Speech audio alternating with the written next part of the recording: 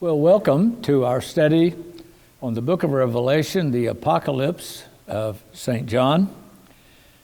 You know, it's a small operation that we have here. We didn't have and don't have great expectations of what we're doing. It's a small study that we're doing, and at this point there's just Richard Yeager, the videographer, in the room, and myself. And we have Charlie Ward, who is then helping us put everything on the internet. And that's essentially us we're part of St. Elijah Orthodox Church that makes all this possible. But as far as the actual operation, it's small like us. I say that because I've enjoyed, as you've written, to be able to say hello to you the first time that you've contacted us, to let you know we appreciate you being part of us. Now that we've gone to part 2 of the PDF file that we're making available, I haven't been acknowledging those requesting the copy of the second set because you'd already ordered a copy. And let me mention that again. If you're watching this and it's still close to the beginning, meaning we're still taping these live and haven't finished, we have the PDF file available upon free and upon request. If you will send an email to me, Ezra, E-Z-R-A, at stelijahokc.com. And let us know your city and state or city and country, and that you would like the PDF for part 2.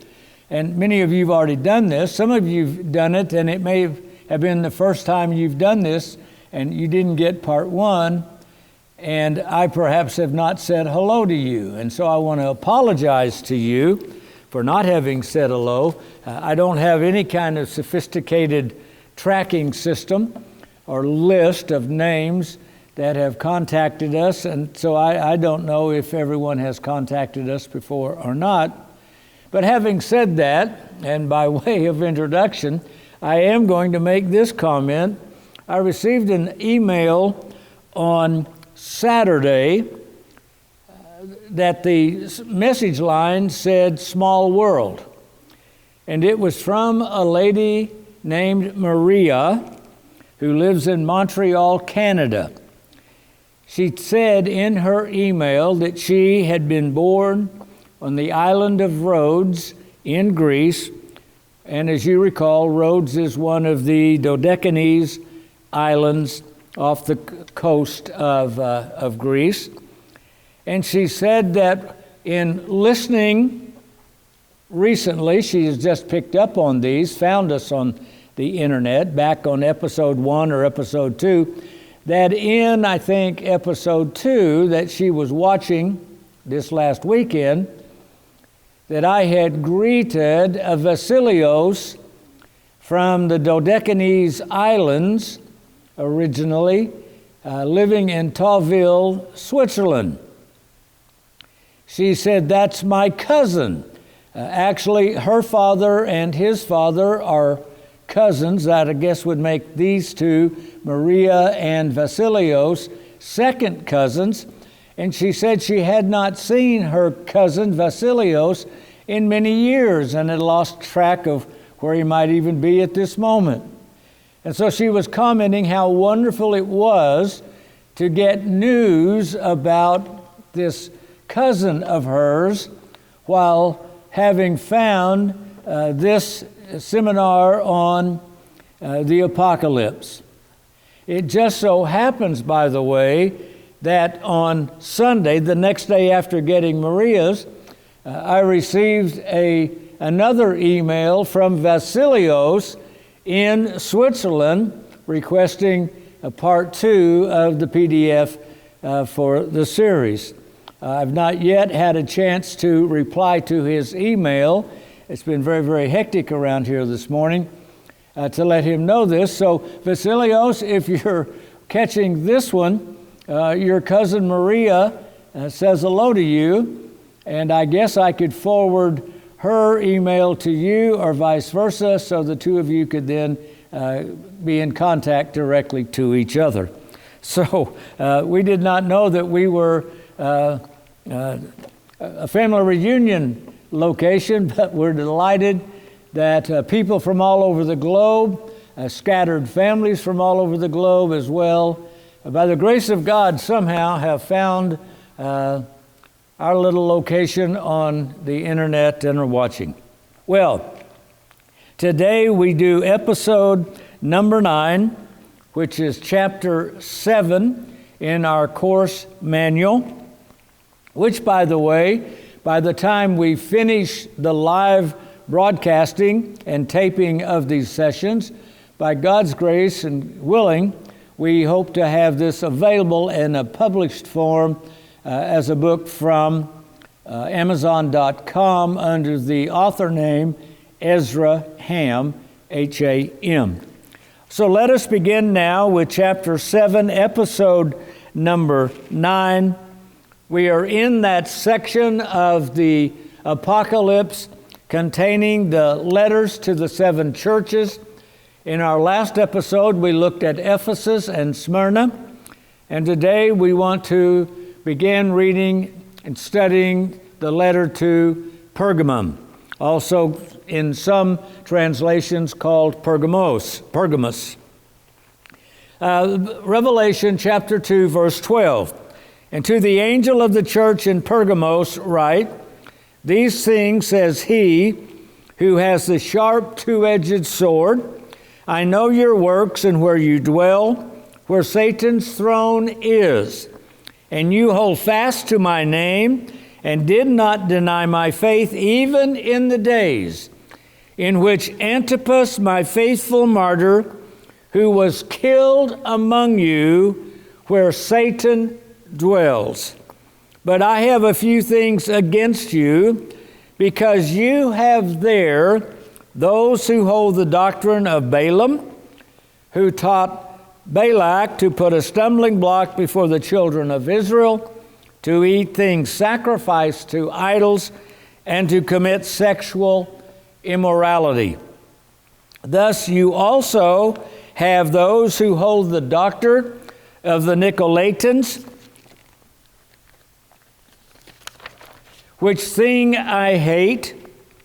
Repent, or else I will come to you quickly, and will fight against them with the sword of my mouth. He who has an ear, let him hear what the Spirit says to the churches. To him who overcomes, I will give some of the hidden manna to eat, and I will give him a white stone, and on the stone a new name, written which no one knows except him who receives it. Let's focus on these verses written to the church at Pergamum. And to the angel in Pergamum write, the words of him who has the sharp two-edged sword. I know where you dwell, where Satan's throne is. You hold fast my name, and you did not deny my faith, even in the days of Antipas, my witness, my faithful one, who was killed among you, where Satan dwells. When Alexander the Great died in 323 BC, Pergamum was a small hilltop fortress in western Turkey. Alexander's general Lysimachus died in battle, fighting a second one of Alexander's generals, Seleucus, for eastern Turkey. His lieutenant, that would be Lysimachus' lieutenant, Philauterus, had been left guarding the fortress there at Pergamum, and with the death of his general, Philauterus now pledges his loyalty to Seleucus and he then will be named by Seleucus as the ruler of the city and region of Pergamum. His nephew, that is Philodoros' nephew, Evmenes I, succeeded him in 263 BC. However, it was the third ruler, Attalus I, who ruled from 241 to 197, that first called himself a king of Pergamum and founded the Attalid dynasty. Attalus won a decisive battle with the Galatians, a Celtic tribe which is in the center of Asia, the center of Turkey, the same Celtic tribe to whom St. Paul wrote a letter, the letter to the Galatians. There had been this battle, a huge battle between the two, and Attalus will win. The Attalid court sculptor, Epigonos, created one of the most famous statues that we have out of ancient history, known as the Dying Gaul, from this battle. He created this sculpture to commemorate the battle and their victory. You have a picture there in your manual of that statue, the Dying Gaul. However, of interest to us is the successor to Attalus, who was Evmenes II, who would rule from 197 to 159. We're getting closer now to that first century. Evmenes took the initiative to enhance Pergamum's prestige by enlarging the city and turning it into a cultural capital. We're getting the lay of the land now, the background of this city and the realities faced by the Christians, the church, in this city that John is going to send a letter to. At this time, under Evmenes II, was the time of the great altar, or Pergamum altar, that it was created. Evmenes also established a center of scholarship in this city and research by creating a library that was second only to Alexandria's library in terms of the number of volumes and the repute of its scholars. Alexandria had perhaps the largest library in the history of the world, and Pergamum would have had the second largest.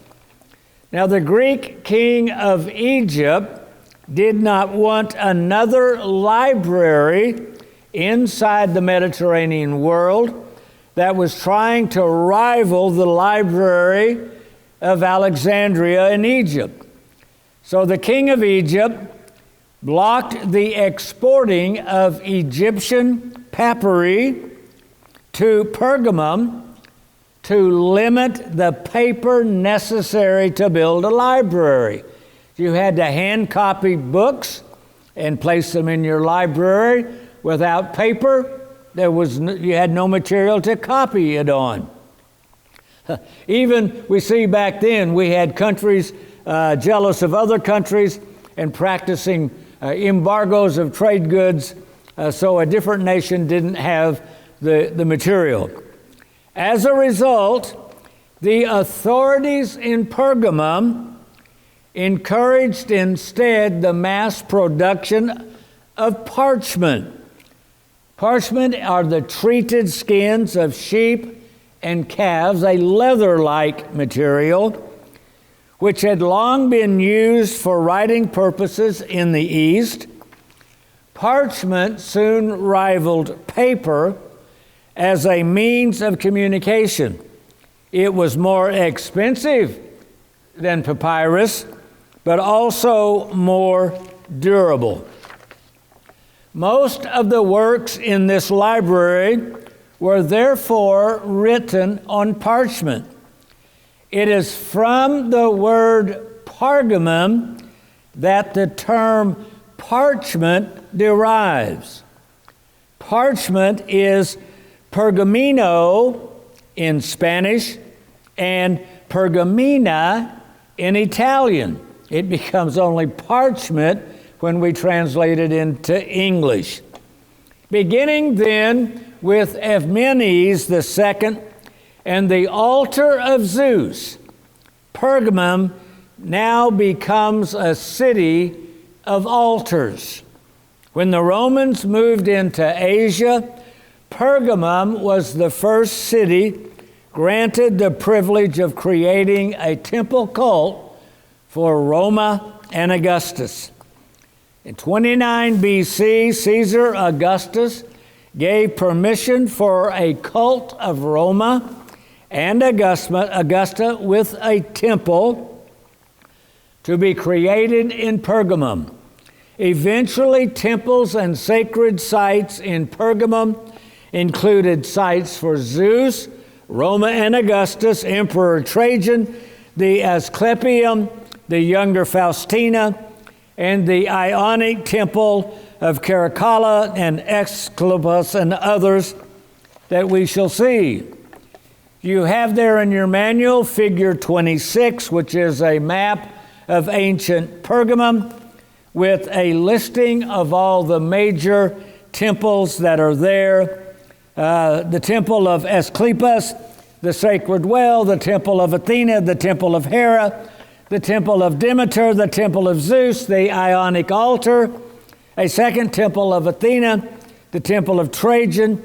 On the map then, showing the location of all of these sites in ancient Pergamum.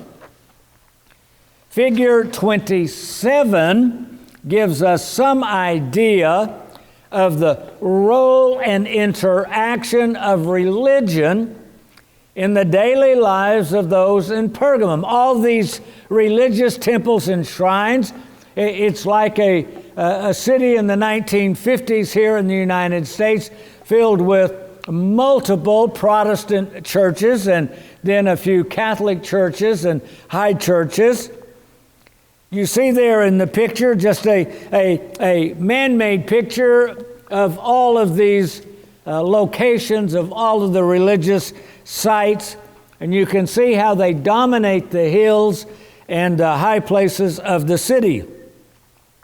As an imperial provincial city, some of Pergamum's temples, such as Roma and Augustus, were dedicated by the whole province of Asia, not simply by a city or by an individual.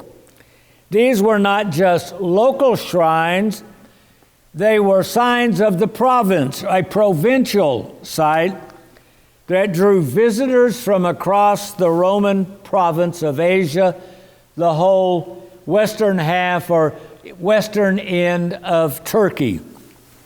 Figure 28 gives us that picture that we've just alluded to. Regardless of its many temples and shrines, Pergamum was always known and was most famous for its first temple built by Epimenides II, known as the altar of Zeus. The altar of Zeus referred to the whole structure, not just to an altar within the structure. The whole structure is called an altar. Located on the Acropolis, the high area where the other religious sites would eventually be found, the altar of Zeus was colossal in size.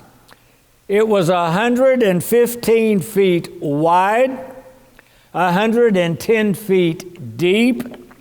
The front stairway was 65 feet wide across the front It was the largest known Greek altar ever.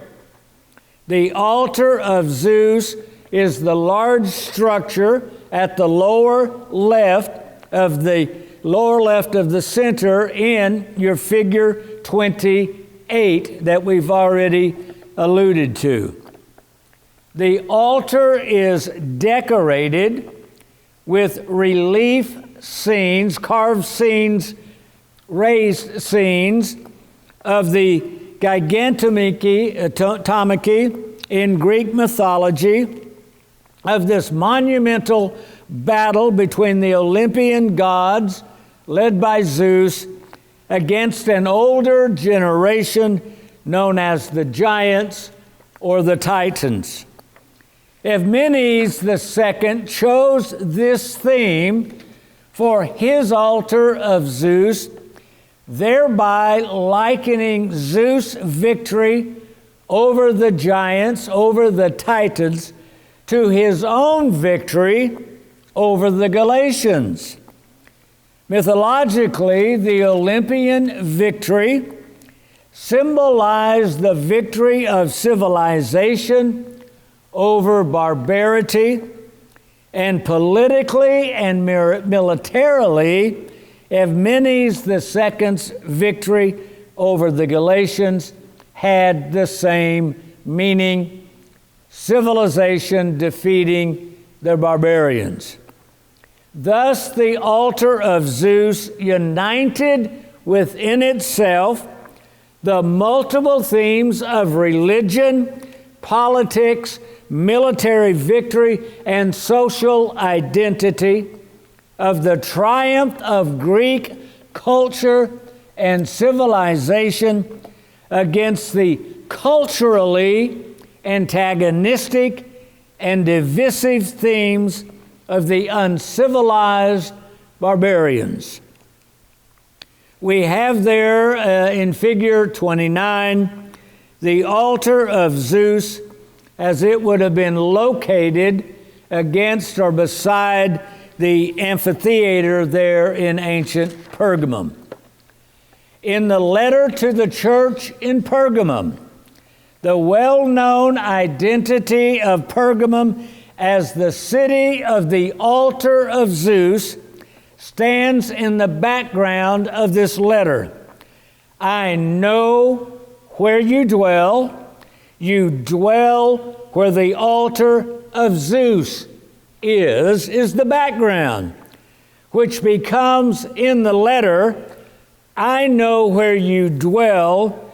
You dwell where Satan's throne is.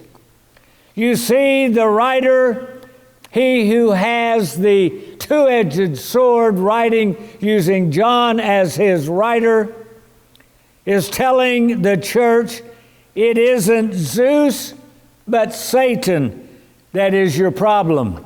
It isn't the victory of Zeus over the giants, or the victory of Alexander over the Persians, or the victory of Menes II over the Celts, or the victory of the Romans over Jerusalem, but the victory of Jesus Christ over Satan and death, that is the victory over the civilized barbarity of mankind's cultural systems. The altar of Zeus. In the late 19th century, rising nationalism led to wealthy Western Europeans competing to discover archaeological artifacts to house in their national museums. In fact, archaeology is really going to be birthed out of this movement. In 1878, German Karl Humann began excavating the Acropolis of ancient Pergamos. There he discovered the altar of Zeus. We have there in figure 30 a photograph taken of the site that he began to excavate. Sultan Abdul Hamid II sold the rights to explore to the Germans. They paid for what they found and brought it to Berlin, where it was restored and reassembled in its entirety, all of the different parts that had been dug up after it had been destroyed through the centuries. You have there in figure 31 a model of the altar of Zeus. You can see the steps, the intricacy of how it was built, the whole thing being considered an altar. And there in figure 32, we have a photograph of the actual altar of Zeus as it was reassembled in Berlin. You see the visitors there to the museum, some of them sitting on the 65 steps leading to the top. This brings us to Adolf Hitler and the altar of Zeus. The Berlin Museum proved inadequate, and plans for a new museum began. The new museum was completed and opened to the public in 1930, at the beginning of the Nazi era. Albert Speer, Hitler's chief architect, found inspiration for embodying, inspiring, and empowering the creation of the new cultural future of the Nazis' vision for Germany, while standing before the colossal altar of Zeus. Albert Speer went to the new museum, stood in the presence of this gigantic altar, and found the cultural inspiration for the new Germany being created by Adolf Hitler and the Nazis. Using the altar of Zeus, the altar of Satan, as his example, Speer built the Zeppelin-filled platform at the Nazi party grounds in Nuremberg, Germany. Not only the size of the project, but the design itself reflected the cultural purpose and religio-political joining of religion and politics together, embodied by the altar of Zeus. We have there an actual photograph in figure 33 of the Zeppelin-filled Haupttribune, the reviewing stand in Nuremberg. You have in figure 34 an actual photograph of the stadium, we would call it, the reviewing grounds, packed with thousands of Germans, those in the stands in the foreground, all giving the Heil Hitler salute at this huge representation inspired and copied after the altar of Satan. And then in figure 35, we have a scene of the altar of Satan in Nuremberg at night, surrounded by 152 anti-aircraft searchlights, not looking for enemy airplanes, but creating the size, the towering walls of light around this new altar of Satan. And we then have in figure 36, you have the throngs worshiping Adolf Hitler in his Cathedral of Light, Zeppelin-filled of Nuremberg. I know where you live. Regardless in what era or which century we live, God knows where we live. Regardless of the political system, regardless of the cultural values, God knows where we live.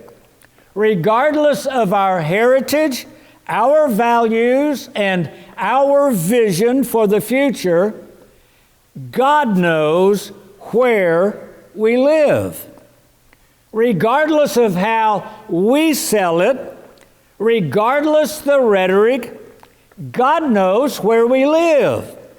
We may not know where we live, but God knows. We live where Satan lives. We live in a world where Satan's throne is. Standing before Pilate, standing before Rome, Jesus told them, "My kingdom is not of this world. If my kingdom was of this world, then my servants would fight." You see, God knows where we live. Where we think we live is not where God knows we live. Antipas, my witness. Antipas is the only one called a martyr in the Bible. As discussed previously, the term martus, martyr, is used 52 times in the Old Testament, 33 times in the New Testament, and each time it is used for the term witness to an event or in giving testimony as a witness concerning someone at a trial. Not even Stephen, who is often called the first Christian martyr, is called a martyr in the New Testament.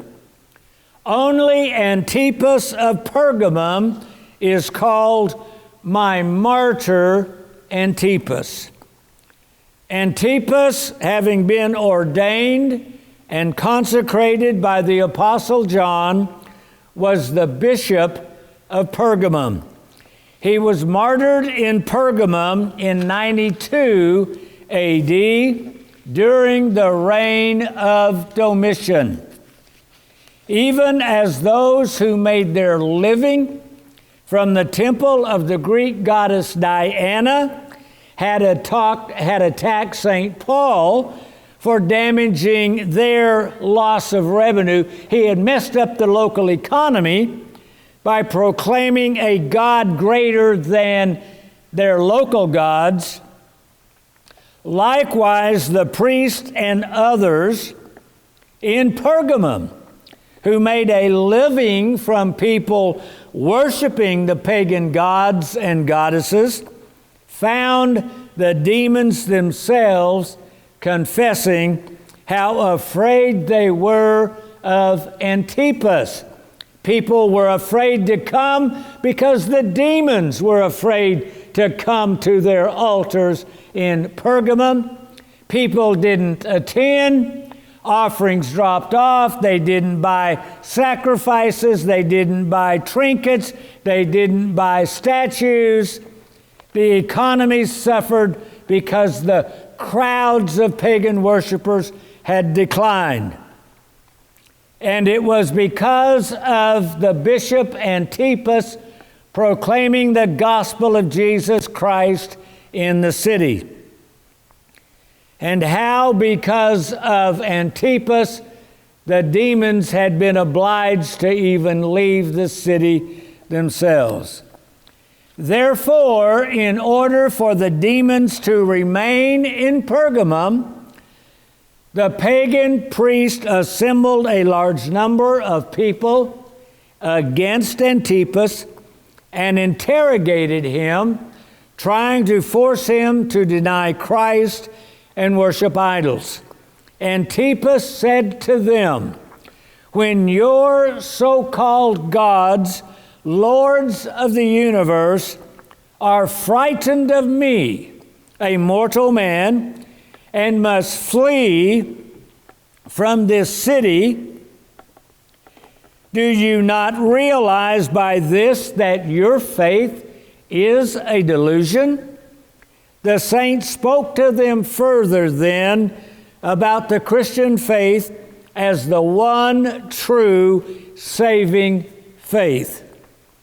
They became enraged as wild beasts and dragged the aged Antipas to the temple of Artemis, before which stood an ox cast bronze, a bronze ox. They heated the bronze ox and hurled the servant of God inside. He died in torments and was crowned with unfading glory in the year 92. And there in figure 37, you have an artist's rendering of a person being placed inside the brass bull with the fire underneath and being baked and cooked alive. The martyrdom of Antipas stands as a witness, stands at the moment of transition from martus, being a witness to something, to martus, be meaning now a blood martyr. Martyr as the term has been used ever since Antipas. Within the apocalypse, the unity of Christian martyrdom and apocalyptic is complete. The martyr idea, which profoundly influenced the first 3 centuries of Christian history, was given its final meaning in the tense and exalted apocalyptic of the Asian churches, the book of Revelation by John. The Orthodox Church remembers the martyrdom of Antipas every year on April the 11th. Also remembered by the Orthodox Church on September the 20th each year, we commemorate another set of martyrs. We commemorate holy, great martyr Evstathios, his wife Theopiste, and their 2 sons, Agapios and Theopistos. Evstathios was an illustrious Roman general named originally Placidus. He and his wife Tatiana both had a separate vision of Christ come to them, and upon their baptism they took the names Evstathios and Theopiste.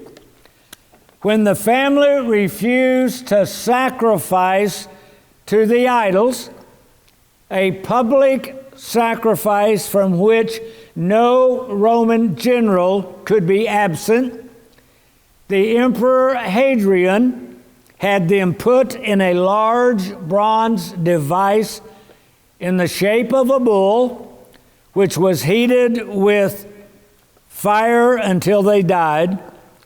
The martyrs suffered their death in the year 126. Outside the Orthodox Church, other voices, contemporary voices of the 21st century, our present century, dismiss the martyrdom of Antipas if they even mention his name at all.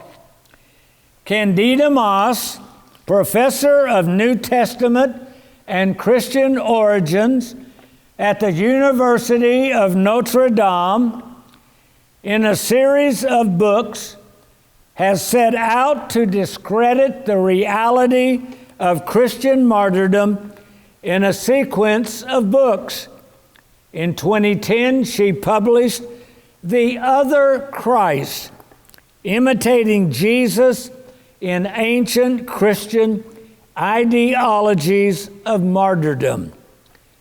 Then in 2012, Ancient Christian Martyrdom, Diverse Practices, Theologies, and Traditions.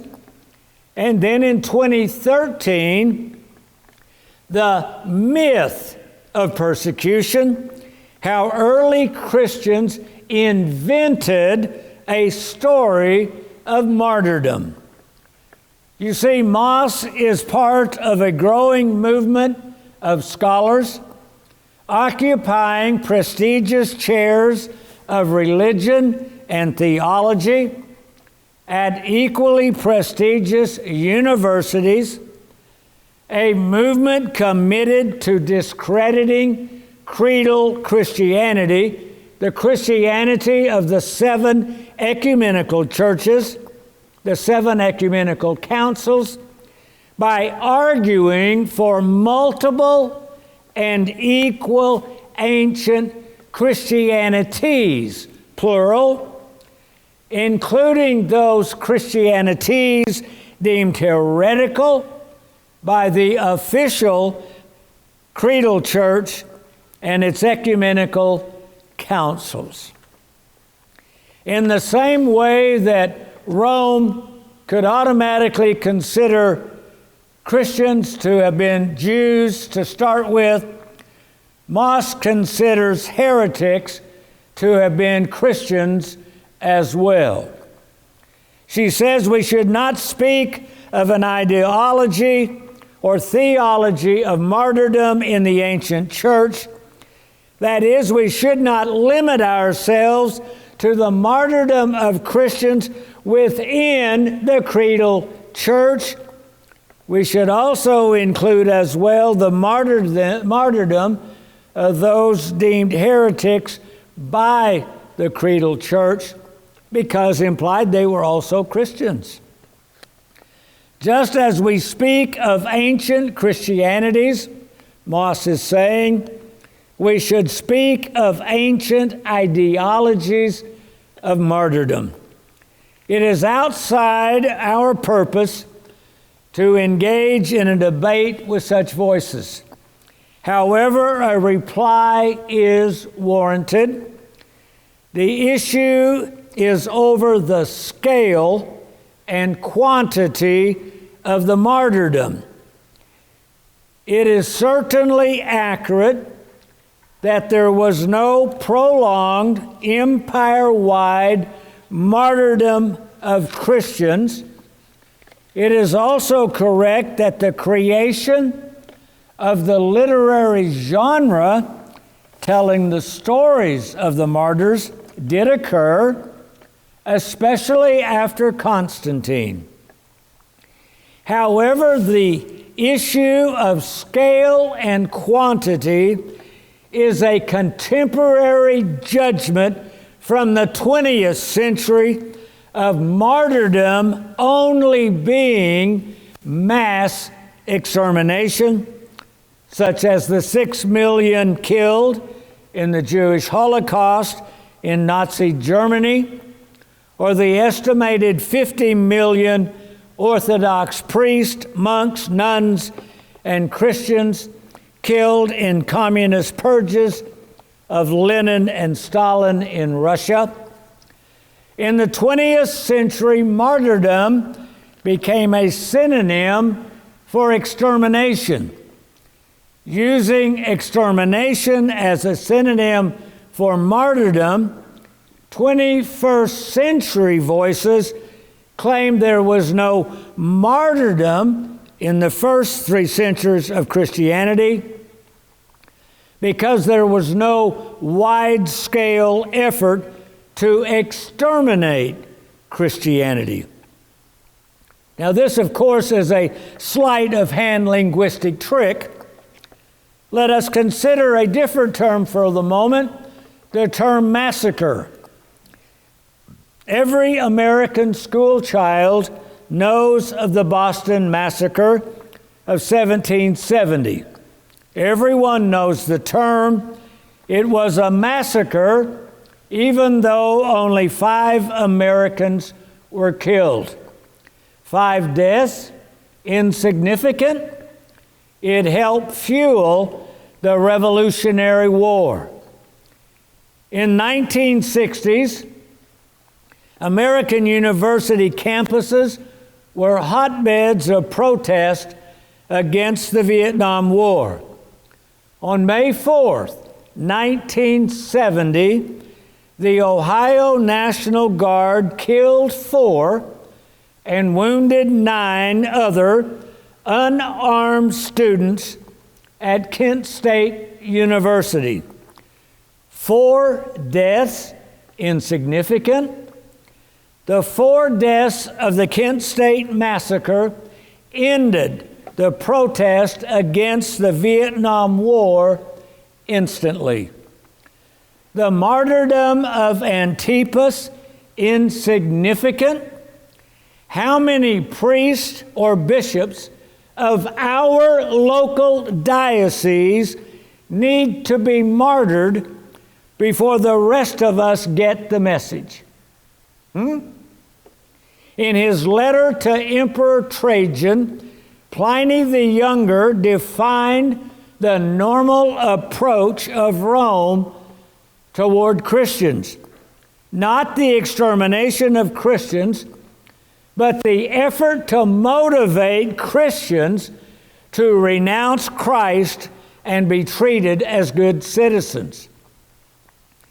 All a Christian need do when brought to trial was to perform 2 acts to prove his or her innocence. The first was to sacrifice to the emperor, and the second was to curse Jesus. The motivation? Death if they did not. Pliny said it this way: meanwhile, in the case of those who were denounced to me as Christians, somebody's tattled on them, I have observed the following procedure. I interrogated these as to whether they were Christians.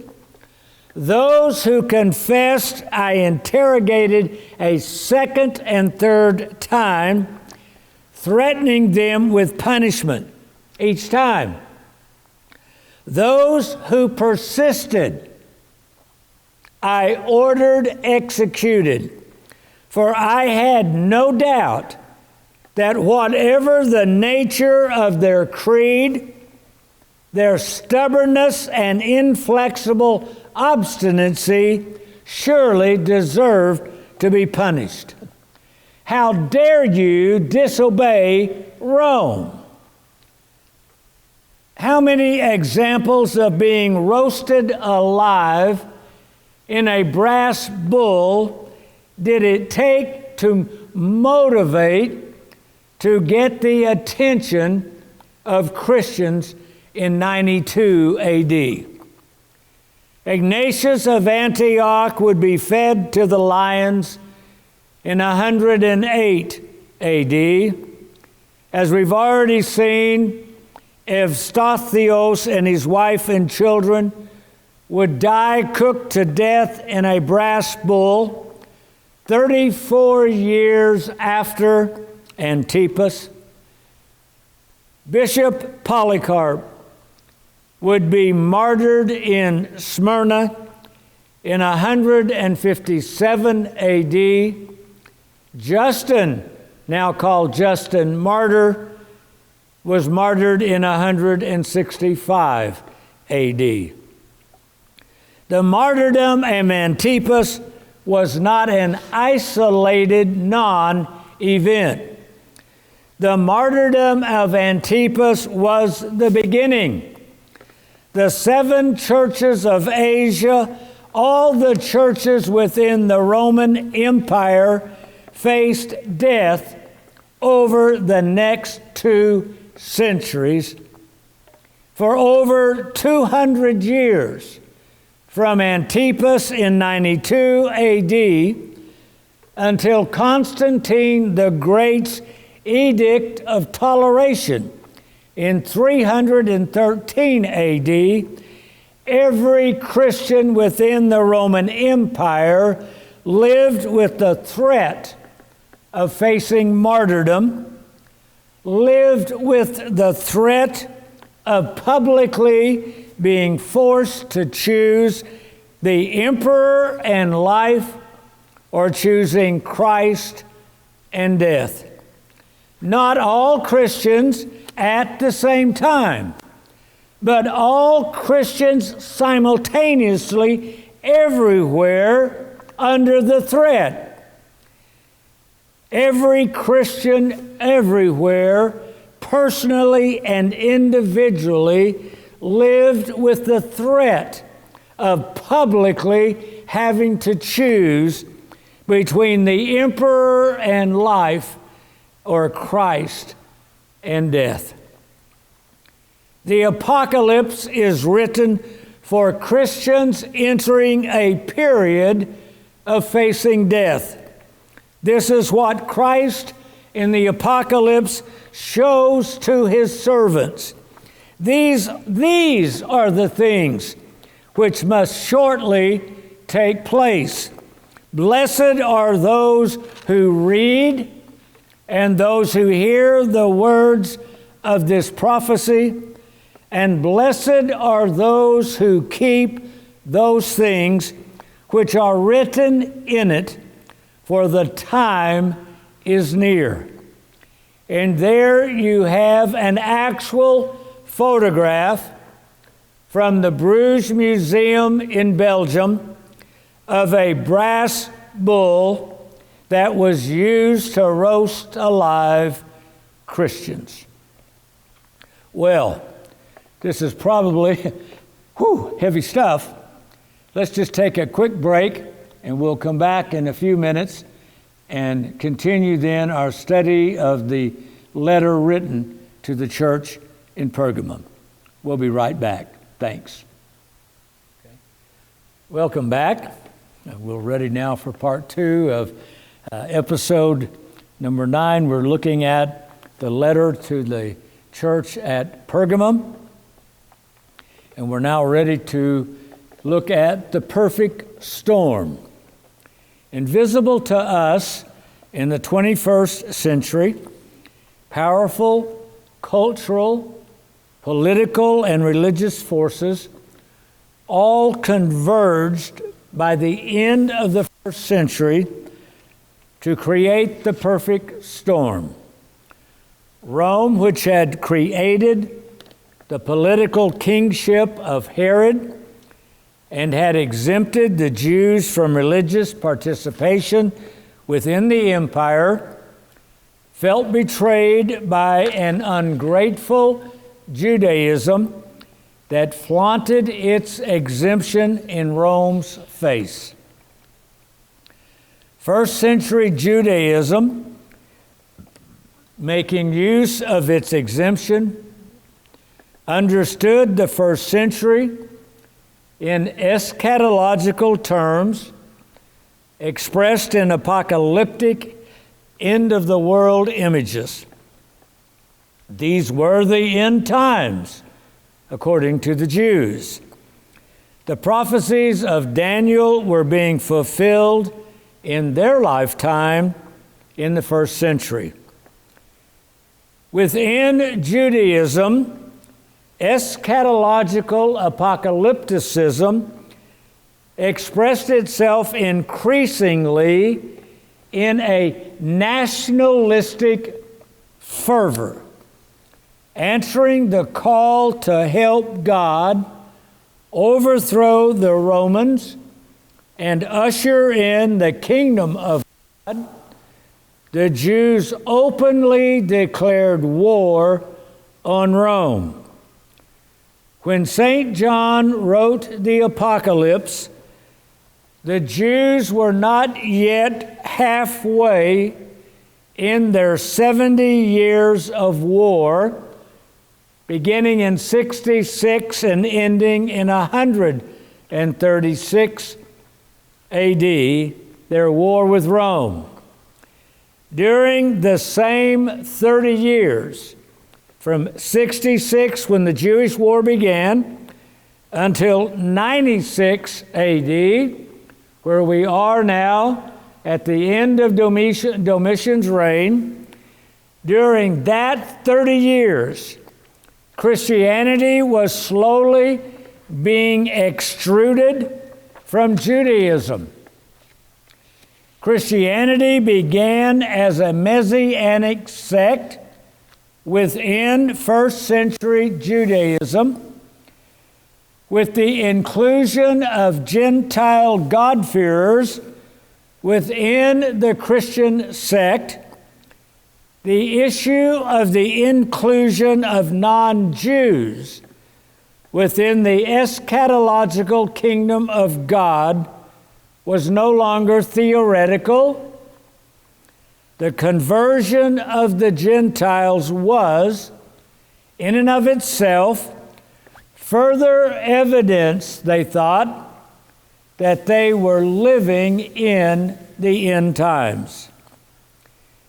The issue inside Judaism over Gentile conversion was about circumcision. Circumcision implied becoming a Jew, while the end-time inclusion of Gentiles in the kingdom of God was an inclusion as Gentiles. St. Paul's battles against the Judaizers who sought to circumcise the Gentile converts was fought at this point. This is not to suggest that Paul was an avid eschatologicalist. His own experience with the living presence of the resurrected one had led Paul into the eschatological present, the here already, now already, the realization here and now, the universality anticipated inside eschatological thinking was now already a reality in their own lives, in their own lifetime. Here already, now already, the eschatological kingdom is already here. The battle over circumcision and the fights within Judaism over Christus, over Christ, certainly brought the existence of the Jewish sect Christians to the attention of the Romans. From the time of Emperor Claudius to the death of Domitian, from about roughly 40 AD to 96 AD, what is that, about 56, 55 years. From the time of Claudius to the death of Domitian and the repeal of the harsh enforcement of the Fiscus Judaicus by his successor, Emperor Nerva in 96, Christianity, both inside Judaism and inside Roman opinion, moved from being a sect within Judaism to being a separate, identifiable group outside of Judaism. The apocalypse stands at the transition from the first century into the second century, the transition from Christianity being seen by Rome inside Judaism to now increasingly being viewed by Rome as its own separate religion. Rome did not care which were which. The Jews had declared war on Rome. As far as Rome was concerned, both groups, Jews and Christians, who might be still Jews, were suspect. After Nerva's reform of the Fiscus Judaicus, only circumcised Jews paid the tax. Romans regarded Jews with great disdain. Any non-Jew who chose to live, to believe like a Jew, the Gentile Christians, were held in even greater disdain for choosing to be like a Jew. After all, why would any self-respecting person want to be a Jew? To the Romans, it was unfathomable, and anybody who deemed to act like a Jew that wasn't one was beneath their contempt. Another force in this perfect storm was natural disasters, which occurred often and unpredictably throughout the eastern Mediterranean and western Turkey. Earthquakes, drought, famine, and political turmoil were seen as punishment by the gods for having been offended by being slighted. Such an understanding was deeply embedded in the common culture, as both the story of Jonah and Antipas attest. By the way, this same opinion 2,000 years later is deeply embedded inside Western culture, even by those who consider themselves believers in nothing. Every calamity is an act of God. Every time misfortune happens, someone wonders, why is God mad at me? Or there's some TV evangelist claiming that this is God's punishment on this country for the sins within it. When the gods are upset with us, they punish us with a natural disaster, a COVID-19 pandemic, or what other calamity might happen to a people. For the period of the first century, sailors sought out the guilty one who had so offended the gods that the gods sent a storm to batter their ship. Jonah, having been determined to be the guilty offender of the gods, was thrown overboard as a peace offering to the angry storm. In the Greek story of Oedipus, the city of Thebes suffered from a plague as divine punishment for religious pollution, for not catching the murderer of their king. Coupled with the mindset of disasters being divine punishment was the Jewish eschatological belief that natural disasters were apocalyptic signs announcing the end of time. The occurrence of calamities caused non-Jews to look for those responsible for offending the gods. The same calamities were understood by apocalyptic gods and even some Christians as signs the end had come. Here's a natural calamity. The pagans say the gods have done it. They're going to blame it on the Jews and the Christians for making the gods angry for not worshiping them. Simultaneously, you're going to have the Jews and some Christians seeing the same calamity and say this is evidence of the apocalyptic end of time. Two different versions. God is doing something, getting our attention. Both sides equally claimed, looking for someone to blame.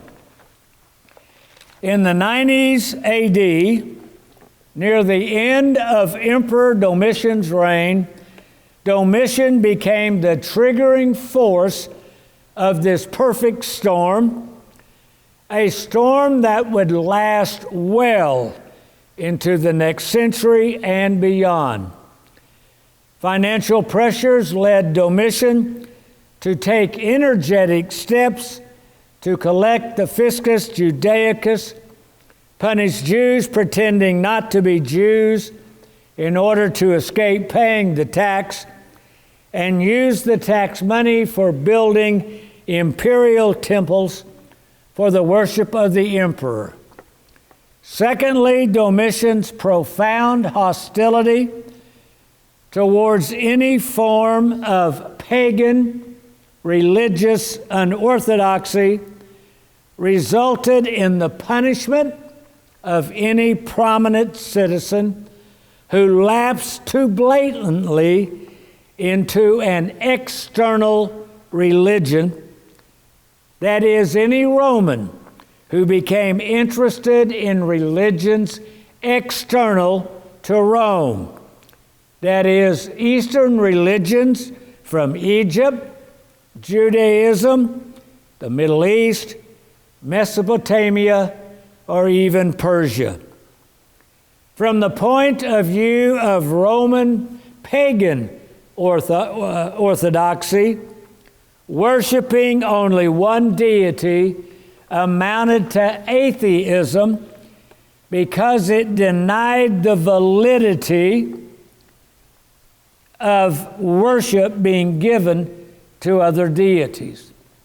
By the way, that's the same argument used by the modern heresy advocates, the modern religious scholars, arguing that the big bad church is wrong because it would not worship, would not allow heretic versions, hybrid versions, to also be included as legitimate Christian sources and Christian churches.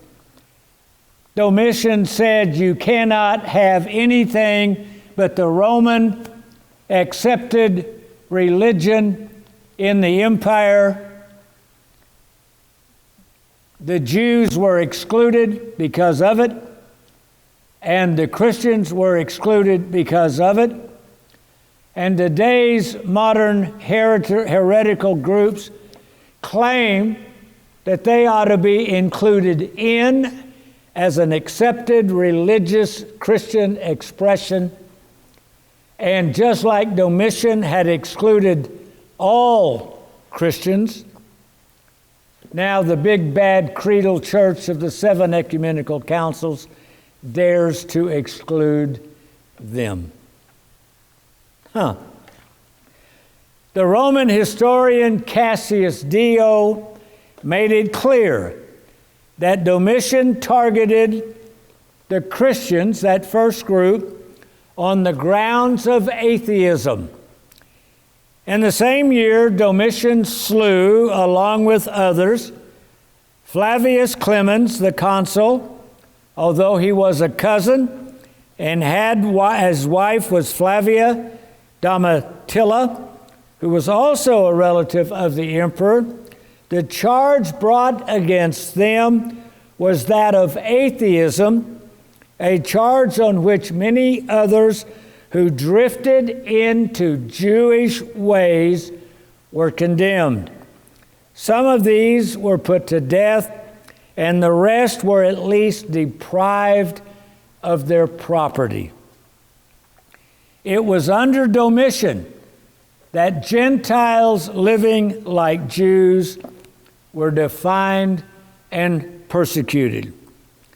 The effect of Domitian's measures, and incidentally their repeal by Nerva, was to increase the legal distinction between Jews and Christians in the eyes of the authorities, to the disadvantage of Christians, for these were now deprived of their one claim to legality of being Jewish, that is, the new Israel.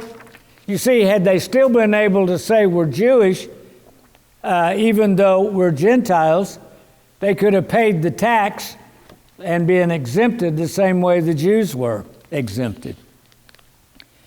Domitian's enforcement of Roman pagan religious orthodoxy not only excluded external, non-Roman religions, it also applied to the practice of Orthodox Roman religions. Cases of adultery by the Vestal virgins had often been overlooked by previous emperors. However, Domitian ordered dire punishment. In 83 AD, 2 years into his reign, he ordered the lovers exiled. In a similar case in 90 AD, the unfortunate offender was ordered to be beaten to death by rods. In Domitian's mind, the only means of averting danger to the internality of Rome itself, remember the eternal city, the only way to avert this threat to its being eternal that was now occurred by the adultery of the chief Vestal virgin Cornelia was her horrid death. Her act of cheating and not being true to being a Vestal virgin had so angered the gods that it threatened the eternality of Rome itself and could only be averted by killing her brutally. Coupled with Domitian's enforcement of Roman religious orthodoxy was his enhancement of his own imperial divinity. The Emperor Vespasian, during whose reign Jerusalem and the Jewish temple were destroyed, did not personally claim divinity as a living God. But his revival of the Divus Julius, the divine Julius Caesar, imperial cult, had reinvigorated the worship of deceased Caesars, really in the West. It had always been there in the East. Loyalty to the empire was expressed by devotion to the deceased emperors of the empire.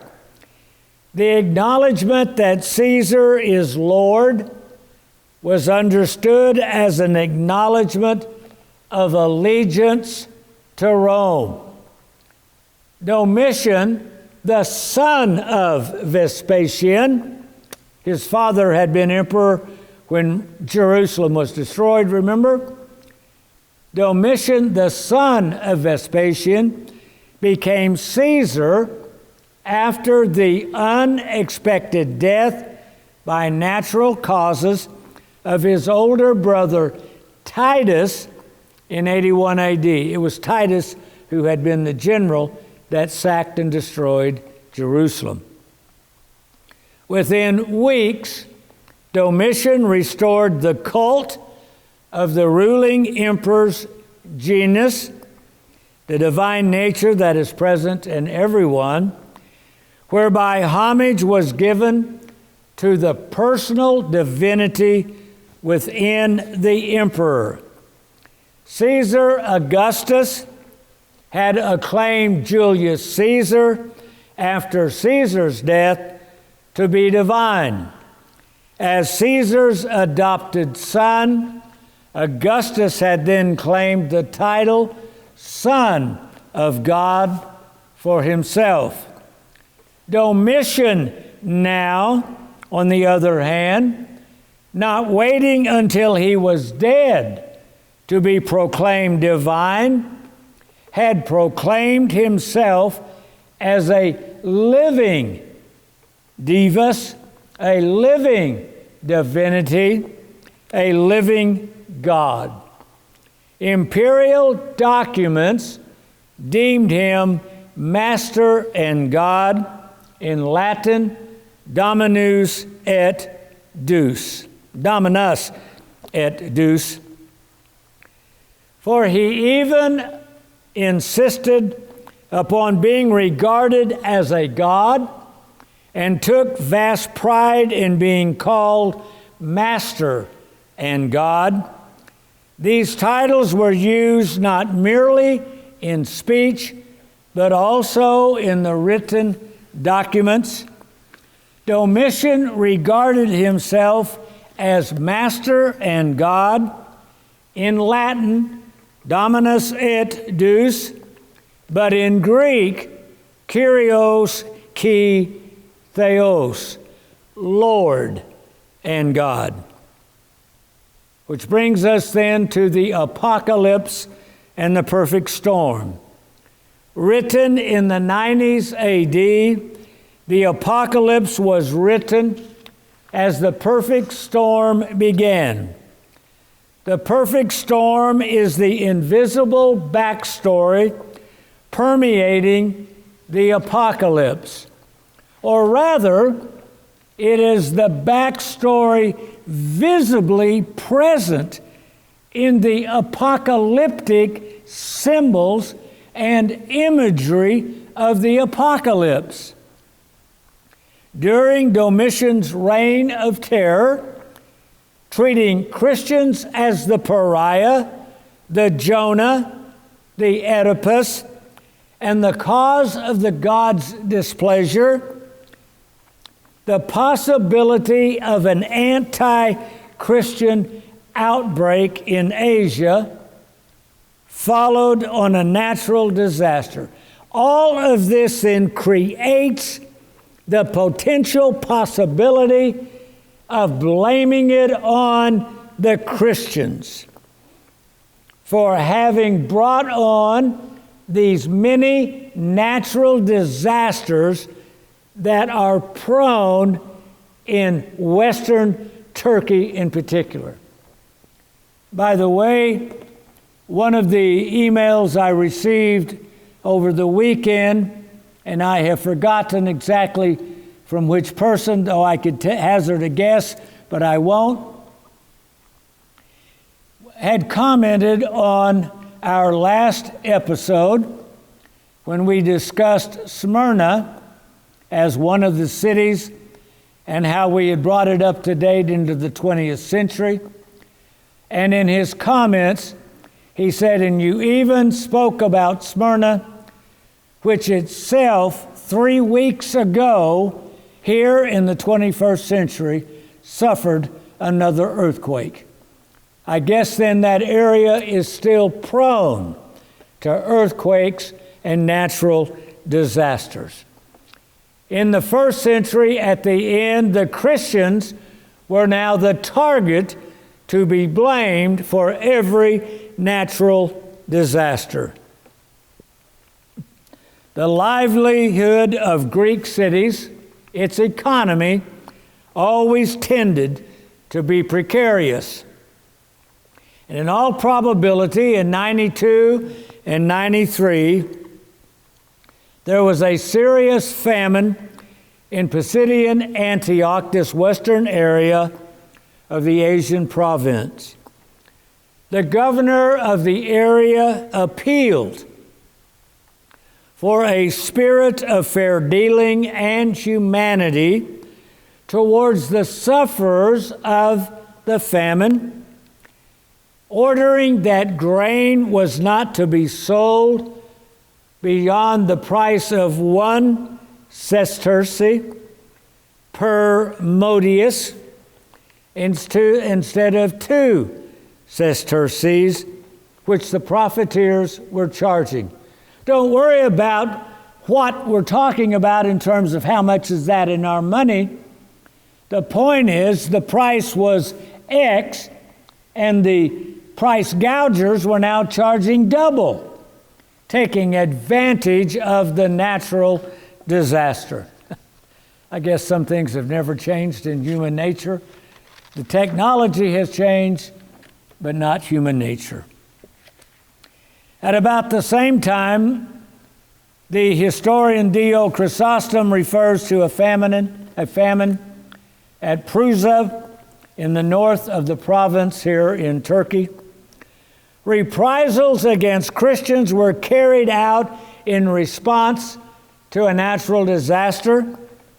These were accompanied by the banishment of leading Christians to penal settlements in the Aegean Islands, such as the Apostle John being imprisoned at a penal colony on Patmos, and the execution of others, such as Antipas. The Jews and Jewish Christians of Asia regarded natural disasters, including famine, as presaging the last days and thus to be welcomed. In the Jewish apocalypse of Abraham, famine was one of the apocalyptic symbols, the fourth plague that would precede the overthrow of the great in this world. In the introduction to our study, we considered a hypothetical examples of apocalyptic writing. Remember? In our first example, we used the genre of apocalypticism and the use of apocalyptic imagery to summarize the attack on 9/11. The genre and its language were one way of telling the story. We then used a different genre, simple English in narrative form, to tell the same event, 9/11. In the same way as people here in Oklahoma on the plains know when a storm is brewing, when it feels like a tornado outbreak could happen. In the same way, all across the United States, many people feel like trouble on a massive scale is coming. That's how John's world in 90 AD in Asia, Turkey, felt. In exactly the same way, that's how, in the first century, Christians, Jews, and pagans felt. John chose the apocalyptic genre because it was the most actively familiar genre to a Jewish and Christian audience in the 90s AD. A perfect storm was coming. That storm could be spoken of in the straight, ordinary language of the people. It could also be told in the genre that spoke to the way in which most people felt. They felt like it was the end times. It was the end of something, and something else was about to begin, was happening, John's apocalypse is addressed to a people who were about to go through a perfect storm. Whether it was the last days or not was not the point. They were still going to go through a perfect storm. The coming storm was real, regardless of whether it was the last days or not. The apocalypse is the revealing of Jesus Christ, the revealing of the presence and assurance of His presence in the midst of the coming storm. Behind the literary genre, behind the prophetic imagery, lay the reality of the triangular struggle which was building up between Christians, pagans, and Jews in the towns of Asia towards the end of the first century. A perfect storm was coming. Whether it was the end of time or not, it was how people felt, and an apocalyptic genre spoke to how they felt.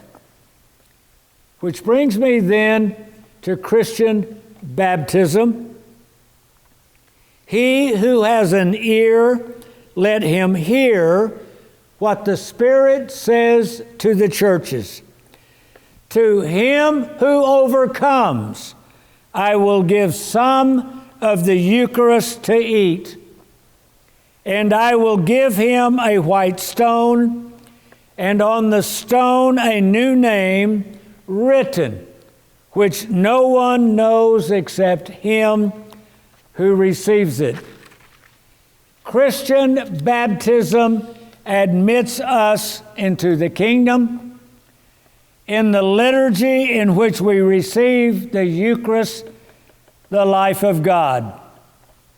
It is customary in Orthodox baptism and chrismation to receive a cross to wear as a necklace, as well as receiving a new name, a baptismal name. He who is the Good Shepherd in John's Gospel is the Ancient of Days in the Apocalypse. He who comes, he is it who comes to each one of us personally and treats us as the unique and unrepeatable person that each of us is. Each one of us is singled out, not merely as a number, as one in the whole species. We are singled out as a particular person, a partner in a relationship, as a respondent to a call. The God who became man speaks everyone's language. He gives everyone what he wants, what he needs, what he understands, what he is looking for. So everyone is offered salvation, and each of us can be saved personally, hearing our own name, receiving a new name. This is the John who wrote the Gospel of John. The Apocalypse is the same gospel written in apocalyptic style. Let me say that again. The Apocalypse is the same gospel written in apocalyptic style. He who is the Ancient of Days in the Apocalypse is the Good Shepherd who knows his sheep and calls them by name. The many rooms of the kingdom in the gospel are not pigeonholes of conformity. God confirms our unrepeatable uniqueness by calling each of us by name. Jesus, the Good Shepherd, calls the sheep, us, by our own names, each one individually. He does not call us as a group. Each one of us, each sheep has its own name, not its own number. Each one speaks his own language.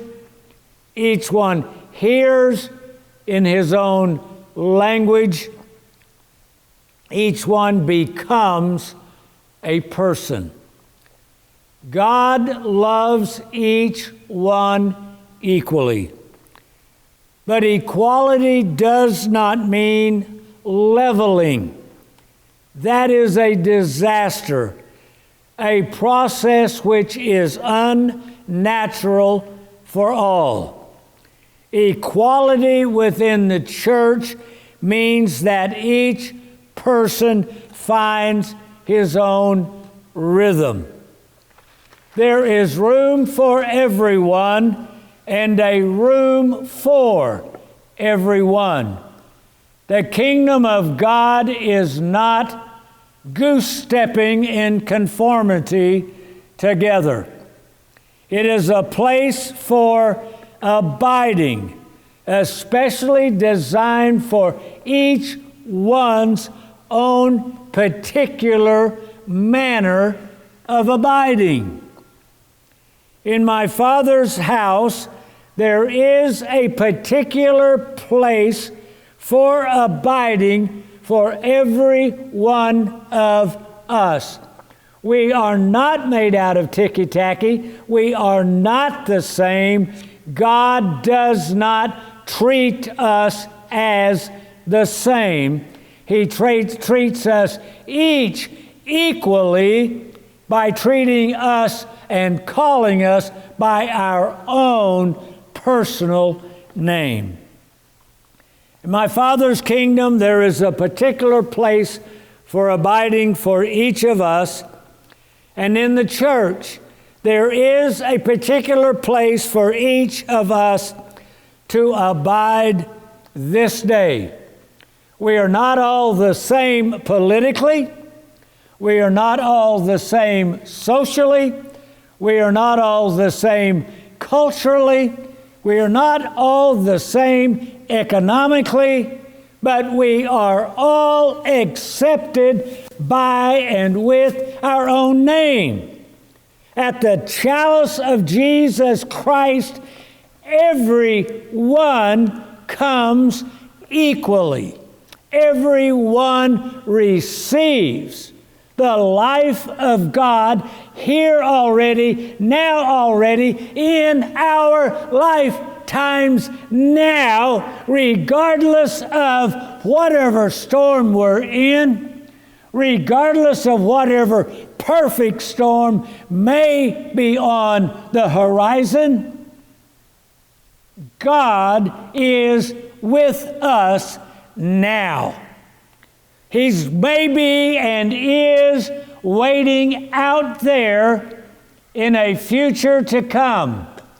But that kingdom which is to come is always already here now that God has become flesh and dwelt among us. Here already, now already, the kingdom which is always still coming has already come. It is the miracle of coming and still arriving. We mark into it as it comes to us here already, now already. I'm not waiting for the end of time, if and when that comes. That's not what John is telling us. He is saying the Ancient of Days is among us. Hear what he's saying to the churches. We are about to go through a perfect storm here in Western Turkey for the next 200 years. Hear what the Spirit is saying to the churches in every century. We are always ready for a storm that comes. And here already, now already, he that we look forward to his coming has already come. The kingdom of God is at hand. My Father's house reveals truth that cannot be taught in an external way, because it is a participation, a living in it in our lives. My Father's house has the framework and gives the structure for order and forbearance, which provides possibilities for the development of a unique person, for each to consciously achieve personal maturity and stillness, for him to be able to find himself, to find your own rhythm, for each of us to be able to say in our own lives, Lord, have mercy. Consciously, to pronounce the one word that comes from him personally, to speak our own language, our own heart with God. We have a new name. We have a new identity. This is who we are. It is not of fear. It is not of discouragement. It is not of defeat. Here already, now already, the kingdom has come. He who is coming is also already here. Here already, now already, he has come that we might have life and have it abundantly. This is where we now dwell, in the kingdom. He who is the Ancient of Days, he who has the sharp two-edged sword, calls each of us by our name.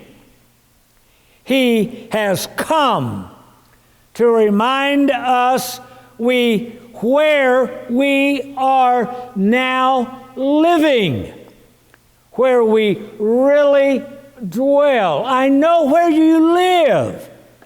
I know where you think you live, and I know where you live. You think you live in America. You think you live in Switzerland or in Canada or in Australia. You think you live somewhere in some earthly kingdom. God says, I know where you live. You live now in my kingdom. We are in his kingdom. His kingdom is not of this world.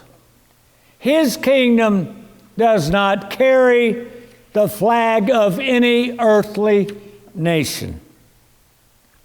My kingdom is not of this world. We are in the world, but we are not of this world. We are subject to this world in whatever country we live in, to the rules of that country.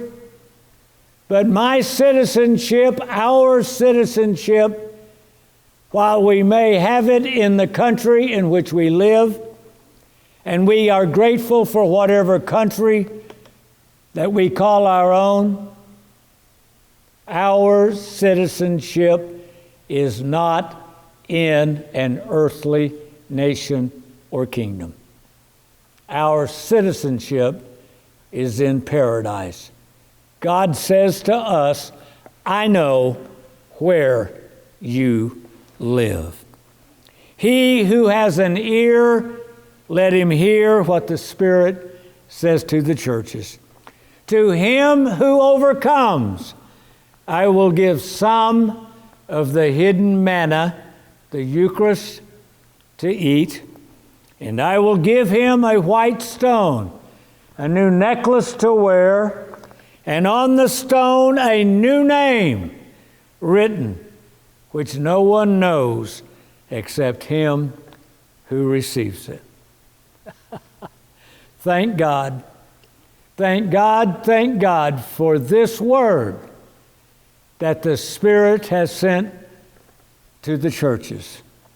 For this word this day, the Spirit sends to us who now know where we dwell and who know we have a name that God knows. Well, God bless you for being part of today's session. God willing, we will continue our journey through the apocalypse in the weeks ahead. Thank you for joining us. I would pray that your lives are as peaceful and as blessed as they possibly can be in whatever physical world we now find ourselves.